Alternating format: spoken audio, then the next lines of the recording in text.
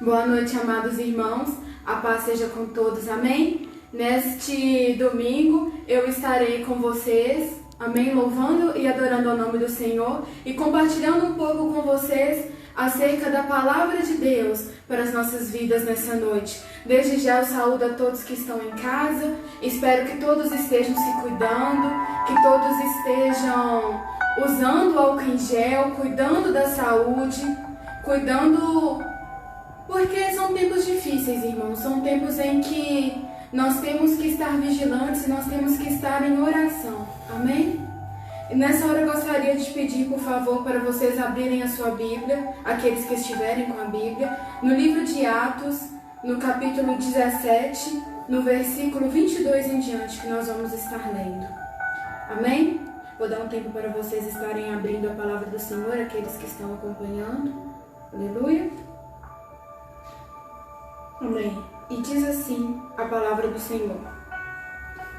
E estando Paulo no meio do aerópago, disse: Varões atenienses, em tudo vos vejo um tanto supersticiosos, porque passando eu e vendo os vossos santuários, achei também um altar em que estava escrito ao Deus desconhecido. Esse, pois, que vós honrais, não o conhecendo, é o que eu vos anuncio. O Senhor que fez o mundo e tudo que nele há, sendo o Senhor do céu e da terra, não habita em templos feitos por mãos de homens, nem tampouco é servido por mãos de homens, como que necessitando de alguma coisa, pois Ele mesmo é quem dá a todos a vida, a respiração e todas as coisas. E de um só fez toda a geração dos homens para habitar sobre toda a face da terra, determinando os tempos já dantes ordenados e os limites da sua habitação, para que buscassem ao Senhor, se porventura tateando o pudessem achar, ainda que não está longe de cada um de nós. Porque nele vivemos e nos movemos e existimos, como também alguns dos vossos poetas disseram, pois somos também sua geração. Sendo nós, pois, geração de Deus, não havemos de cuidar que a divindade seja semelhante ao ouro ou à prata, ou à pedra esculpida por artifício e imaginação dos homens. Mas Deus, não tendo em conta os tempos da ignorância, anuncia agora a todos os homens, em todo lugar, que se arrependam, porquanto tem determinado um dia em que com justiça há de julgar o mundo, por meio do varão que destinou, e disso deu certeza a todos, ressuscitando-o dos mortos. Amém? Curve a sua cabeça por um momento, feche os seus olhos aí no seu lar. Vamos orar agora o nome do Senhor. Soberano Deus e eterno Pai, nós pedimos a Ti que o Senhor possa estar falando conosco, meu Deus, nessa noite. Deus, que a Tua palavra seja viva e eficaz, meu Deus, e que o Senhor possa estar nos penetrando com a Tua palavra, que o Senhor possa estar causando mudança de vida, mudança de comportamento nessa noite, Jesus. Que não seja mais uma noite em vão, mas que seja uma noite que nós possamos encontrar contigo, que seja uma noite que nós possamos te tocar, te sentir, te ver, Jesus, porque nós cremos que não é onde nós estamos que fará a diferença nas nossas vidas. Nós cremos que quem pode fazer a diferença é o Senhor. Por isso nós te pedimos nessa noite, sê conosco, fala conosco, Jesus. Amém e graças a Deus. Irmãos, aqui nessa palavra, ao qual Deus me deu o tema enquanto eu estava orando, e o tema da mensagem é: ao Deus desconhecido que eu quero conhecer. Diga assim comigo no seu lar: ao Deus desconhecido que eu quero conhecer. Amém? Aqui, irmãos, o apóstolo Paulo, que outrora foi Saulo, um homem de dura cerviz, um homem cruel, um homem que perseguia a igreja de Deus, um homem que quem olhava do mundo não dava nada por ele. Quem olhava do mundo nunca poderia dizer: essa pessoa vai ser uma pessoa tocada pelo amor de Cristo. Essa pessoa vai ser um cristão e vai fazer a diferença. Ninguém olhava para ele, ninguém dava nada por ele, mas Deus viu ele dos céus e disse: é esse que eu quero. Esse vai ser meu servo, esse vai fazer as coisas que eu ordeno. E esse mesmo homem, a Bíblia nos diz que nesse momento, ele estava andando pela cidade de Atenas. E quando ele andava por essa cidade, a Bíblia nos diz que ele se moveu de íntima compaixão para as pessoas que lá estavam. E ele olhava para aquelas pessoas e pensava: poxa vida, meu Deus, como eles estão entregues à idolatria, como eles estão entregues às coisas ruins.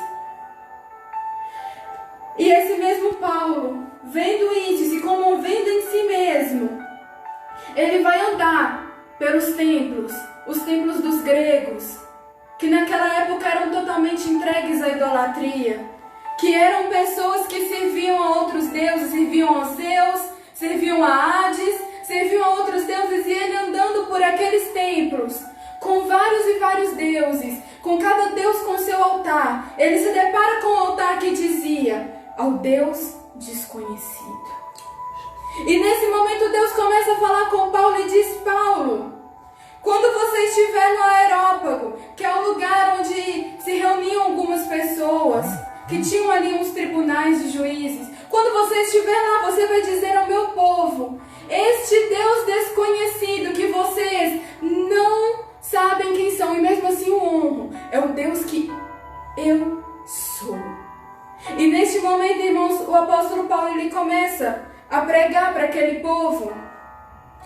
Mas o que eu perguntei para Deus: Deus, por quê? Por que esse povo te honrava, mesmo nem sabendo quem tu és? E Deus me disse: filha, o que Paulo viu e o que você vai ver e o que os meus filhos que estiverem assistindo irão ver, é que essas pessoas louvavam a Deus. Elas me louvavam porque faltava algo na vida delas. Elas sabiam que a idolatria a qual elas estavam entregues não era o suficiente para salvar a alma delas. Não explicava o porquê delas existirem. Não explicava o porquê delas estarem ali. Faltava algo. Quem sabe você que está me assistindo nessa noite, você tem tudo. Você tem uma casa, você tem um carro, você tem uma família, um emprego, cursa a faculdade que você quer. Você tem tudo. Mas você sente no seu íntimo que falta algo. É um vazio, irmãos, que nada preenche, que ninguém preenche.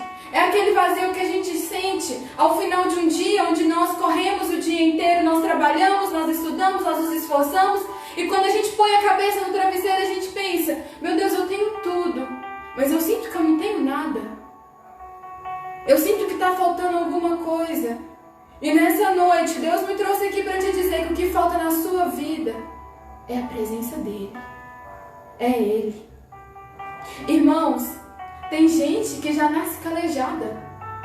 Tem gente que já nasce, parece que para sofrer. E aí a pessoa se pergunta: meu Deus, por que está tudo errado comigo? Eu tento abrir um negócio e não funciona. Eu tento ter um relacionamento com alguém, mas não vai para frente. Eu tento comprar minha casa, mas eu nunca consigo juntar o dinheiro. E cada vez são mais humilhações, são mais frustrações, até que chega num ponto que nós olhamos e pensamos: meu Deus, para que eu nasci? Se é para tudo dar errado na minha vida, para que o Senhor me colocou nesse mundo? Se eu fui um erro para os meus pais, por que eu estou aqui até hoje? Mas você existe, meu amado, para adorar ao nome de Deus.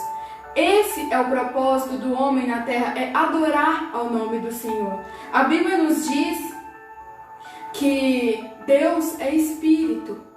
Portanto, importa que Ele seja adorado em Espírito e em verdade. Quando nós lemos o versículo 24 desse mesmo capítulo, aqui diz: o Deus que fez o mundo e tudo que nele há, sendo o Senhor do céu e da terra, não habita em templos feitos por mãos de homem. Irmãos, nesses tempos, onde a igreja do Senhor ela está sendo privada de estar no templo, onde nós sentimos falta de estar no templo do Senhor. Eu sinto falta da igreja. Imagina se só desse para adorar a Deus, só desse para sentir a presença de Deus lá, na casa do Senhor. Quantas e quantas pessoas que amam a Jesus não iriam para esses locais para poder adorar o nome do Senhor, ou ainda construiriam um altar para Deus na sua casa? Imagina você ser apaixonado por Jesus e só poder cultuar ao templo. Que horrível que deve ser. Eu confesso aos irmãos que eu faria igual a Sulamita. Eu construiria um quarto para Deus e falaria: Deus, fica aí. Igual ela fez com o profeta Eliseu. Mas não, irmãos. Deus é tão maravilhoso que Ele está perto de cada um de nós. Que por mais importante que seja congregar, não estou dizendo que não é importante. É muito importante nós estarmos juntos, reunidos na presença de Deus. É muito importante nós não deixarmos de congregar. Porque a Bíblia também nos diz que onde há 2 ou mais reunidos, ali também estaria a presença do Senhor. É muito importante estar na casa de Deus. Mas são tempos, irmãos, e eu aproveito para abrir um parêntese agora e clamar mais uma vez aos irmãos que, por favor, fiquem em casa. Por favor, irmãos, vamos respeitar essa quarentena. Porque, ficando em casa, nós cumprimos um dos maiores mandamentos de Jesus, que foi amar ao próximo como a nós mesmos.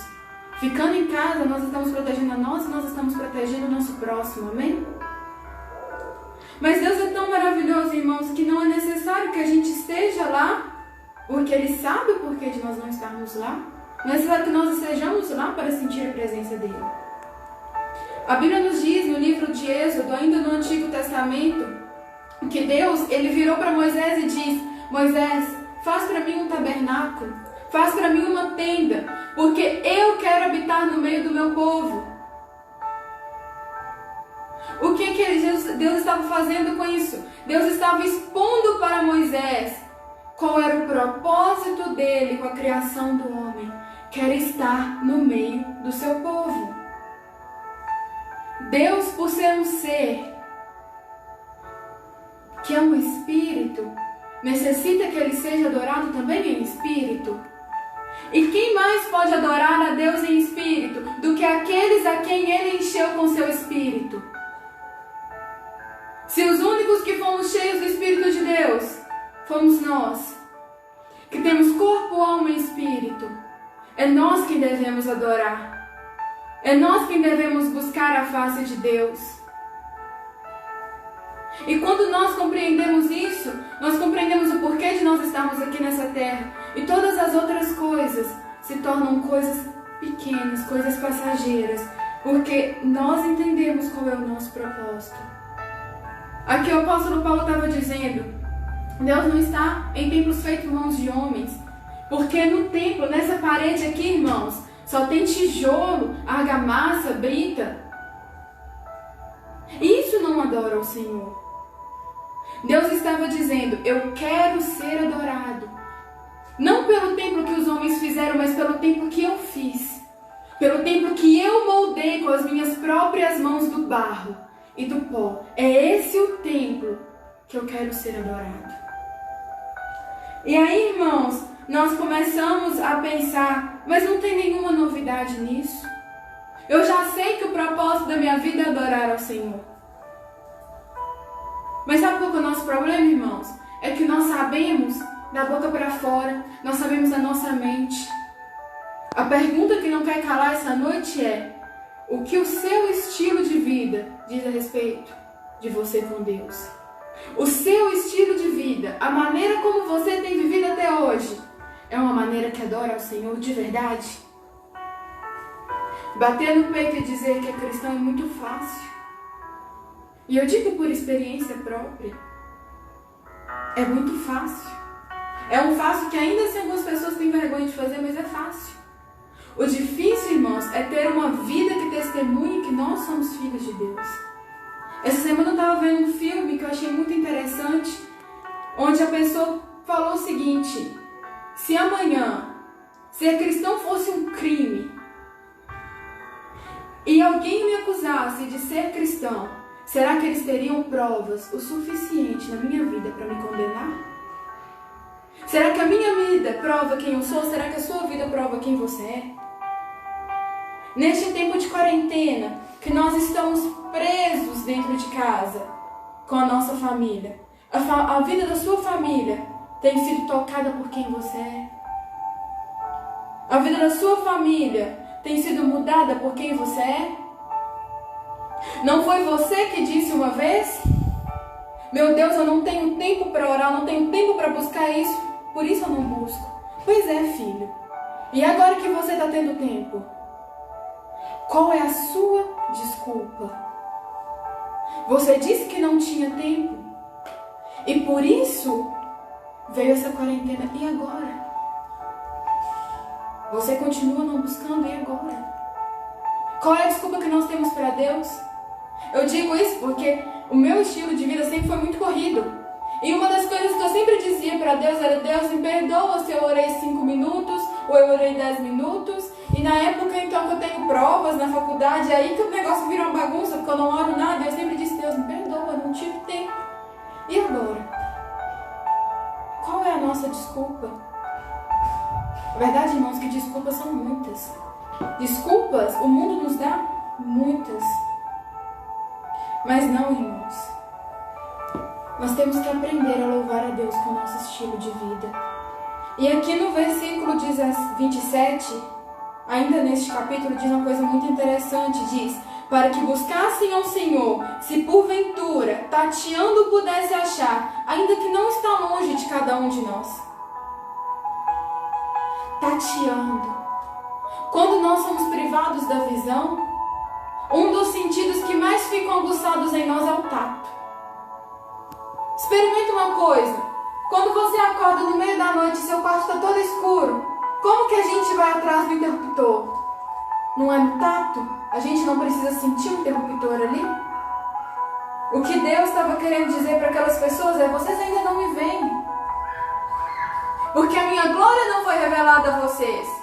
Mas porque eu quero estar perto de vocês. Se vocês tatearem, se vocês me buscarem, eu vou estar perto o suficiente para que vocês possam me tocar. Deus está perto o suficiente de você nessa noite para que você possa o tocar. Aleluia, Jesus. Irmãos, Deus desconhecido me traz também a pensamento de outra coisa. Há um Deus que é oculto. No livro da Rainha Esther, o nome do Senhor não foi citado, pelo menos não na tradução que nós temos hoje, nenhuma vez. Há estudiosos que afirmam que no hebraico haviam siglas que queriam dizer Yahvé, que é Deus. Mas se nós pegarmos hoje a nossa Bíblia e lermos o livro da Rainha Esther, o nome de Deus não está sendo citado. Mas eu confesso que ela é uma das mulheres que eu mais pude ver o agir de Deus na vida dela. Tanto que está na Bíblia a história dela. Aí eu pergunto para você: por que nós não podemos ler o nome de Deus? Porque nós não podemos enxergar o nome de Deus, significa que Deus não agiu na vida dela? Porque você não pode ver o agir de Deus na sua vida, significa que Ele não está agindo? Deus é um Deus oculto, mas que ao mesmo tempo está perto de nós, à distância de um toque, à distância de um convite. A Bíblia nos diz que perto está o Senhor daqueles que o invocam. E nesse momento nós pensamos: mas eu já convidei Deus para estar na minha vida. Ou então eu não posso chamar Deus para a minha vida porque a minha vida está uma bagunça. Para esse segundo grupo de irmãos que dizem que a vida está bagunçada demais para que Deus possa entrar nela, eu quero te dizer o seguinte, meu amado, minha amada: não é nós que temos que consertar a nossa vida para que Deus possa entrar. É nós que permitimos que Deus entre e que Ele conserte a bagunça na nossa vida que nós muitas vezes não damos conta de consertar. Porque Ele conserta, porque Ele muda. É Ele quem nos fortalece, é Ele quem muda histórias, é Ele quem muda caráter. Por acaso, este mesmo salmo que eu estava lendo, ele disse assim: vou parar de matar os cristãos, vou parar de ser judeu e de falar que Jesus não existe, e depois disso é que eu vou deixar Jesus entrar na minha vida? Não. Ele simplesmente deixou que Jesus entrasse na vida dele e mudasse a história dele. Assim como muitos outros que tiveram um grande nome na presença de Deus, que foram heróis da fé, simplesmente se permitiram que Deus entrasse na sua vida. Agora, meu irmão, para você que diz: eu já convidei Deus, eu gostaria de falar para você o seguinte: e aí? Quais foram as mudanças que o agir de Deus trouxe na sua vida? Nessa semana, irmãos, eu passei por uma experiência onde Deus havia me dito que Ele falaria comigo, que Ele viria se encontrar comigo. E eu confesso aos irmãos que por mais que meu coração tenha ardido, eu pensei: eu já conheço a Deus. Quem me conhece sabe que a minha vida inteira eu fui da igreja. Aí eu pergunto, isso é o suficiente? E Deus me levou a algumas coisas, e Ele me levou a algumas experiências. E uma das coisas que Deus disse para mim era que eu precisava conhecê-lo mais. Porque uma das coisas que sempre me incomodou era eu dizer para Deus, Deus, eu quero ganhar almas, eu quero gerar frutos. E Deus me diz, então você tem que me conhecer mais. Mas para a gente conhecer uma pessoa, para a gente conhecer esse Deus oculto, esse Deus que até então nos é desconhecido, nós temos que orar. A oração, meus irmãos, ela não pode vir da vontade, ela tem que vir do hábito. Nós temos que aprender a criar o hábito de orar, o hábito de buscar a presença de Deus e não esperar a vontade. E para finalizar, irmãos, eu gostaria de estar lendo com os irmãos algo que está no livro de Jó. Ou melhor, eu vou citar, irmãos, porque a minha Bíblia não está podendo mexer aqui, que ela vai acabar caindo com isso aqui. Jó, no capítulo 42, no versículo 5 e 6, ele disse o seguinte, ele falou assim, antes eu te conhecia só de ouvir falar, mas hoje eu te conheço, porque os meus olhos te viram. E por isso eu me arrependo no pó e nas cinzas. Sabe por quê, irmãos? Sabe quem foi Jó? Jó, ele foi um homem que, no primeiro capítulo da história dele, ele tem um livro só para ele. No primeiro capítulo, a Bíblia fala que ele era um homem temente a Deus. Um homem reto e sincero que se desviava do mal. E mesmo ele sendo esse homem temente e reto, Deus permitiu que Satanás o tocasse, para que ele fosse testado. E mesmo depois dessa super experiência que ele teve com Deus, onde ele era alguém que seguia os preceitos do Senhor e mesmo assim foi tentado, somente no final da história dele é que ele percebe que por mais temente a Deus que ele fosse, ele ainda não conhecia a Deus verdadeiramente. E o que eu quero te perguntar nessa noite, meu irmão, é o seguinte: você conhece a Deus verdadeiramente? O que Deus quis me mostrar durante essa semana é que eu o conhecia só de ouvir falar. E por isso determinadas áreas da minha vida com Ele estavam estagnadas. E por isso eu não pregava o Evangelho. E por isso eu não dava o meu melhor, porque Deus era um aspecto da minha vida. Mas Ele não era toda a minha vida. E o que Deus quer de mim, o que Deus quer de você, é que Ele não seja simplesmente um aspecto a mais. Quando as pessoas perguntam para mim, para você, quem você é, quem eu sou, eu sou Ana, tenho 21 anos, estudo medicina e agora estou morando em Alfenas, aí agora estou na quarentena aqui, isso é religião, eu sou evangélica. Não é isso que Deus quer de mim, não é isso que Deus quer de você.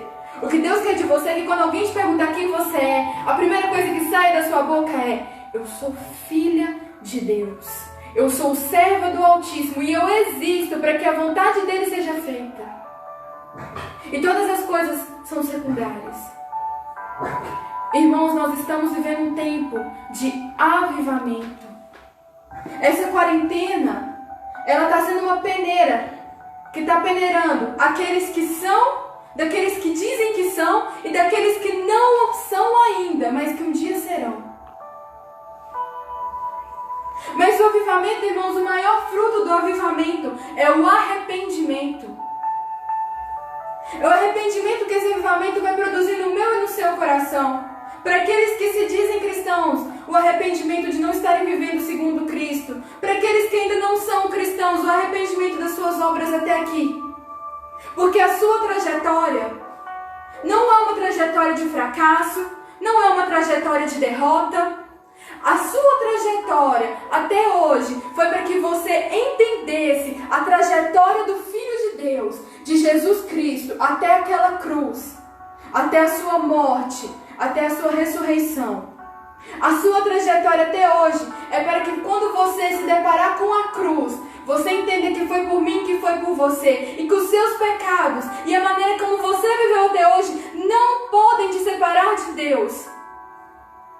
Porque a cruz é a ponte, porque a cruz é a saída, porque a morte e ressurreição de Jesus nos faz ser chamados, nos faz ser redimidos. A sua vida até hoje foi para você conhecer ao Deus que até então está desconhecido, mas que sempre trabalhou na sua vida, porque eu tenho certeza que se você está me assistindo nessa noite, é porque Deus quer te dizer: escuta, eu te chamei para ser servo, eu te chamei para ser filho, eu te chamei para você não viver mais essa vida de fracasso, essa vida de miséria. Eu te chamei para que a partir de hoje, quando você acordar, a primeira coisa que você pense seja em mim. Seja em me conhecer, seja em buscar a minha face. A sua vida não foi um erro, a sua vida não foi uma coisa vã. A sua vida é para que o meu nome seja adorado e seja glorificado. É para você ser mais do que vencedor. E é para o sacrifício do meu filho ter valido a pena. Porque eu tenho certeza, irmão, que se fosse só pela sua vida, Jesus faria tudo de novo. Se fosse só pela minha vida, Ele faria tudo de novo. Então, que nesse momento, eu convido a todos aqueles que querem conhecer esse Deus desconhecido, que querem conhecer este Deus oculto, que possa estar simplesmente colocando a mão no seu coração agora e curvando a sua cabeça. Ah, mas eu já sou cristão. Então, peça para Deus aumentar a sua intimidade. São tempos de busca, é um tempo de avivamento, é um tempo de renovo, não é um tempo para você ficar deitado no sofá o dia inteiro, só comendo, dormindo e mexendo no Facebook, esquecendo do mais importante, que é Deus, que é buscar a face de Deus. Nós temos que buscá-lo enquanto nós ainda podemos achar, porque daqui a alguns tempos, e creio eu que breve será esse tempo, quando nós não vamos mais poder encontrá-lo, mesmo que nós o busquemos de todo o nosso coração. Curve a sua cabeça e feche os seus olhos neste momento.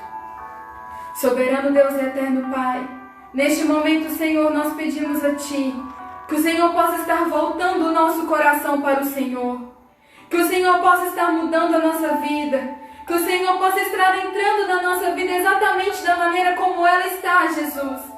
Se é uma vida de fracasso, se é uma vida de enganos, de mentiras, de roubalheira, de adultério, Senhor, não importa. Quem conhece o nosso coração é o Senhor. Quem sabe da nossa vida é o Senhor. E eu sei, meu Pai, que o nosso histórico de fracasso ficou pregado naquela cruz juntamente com o Teu Filho para que nós possamos ter vida nova em Ti, Jesus.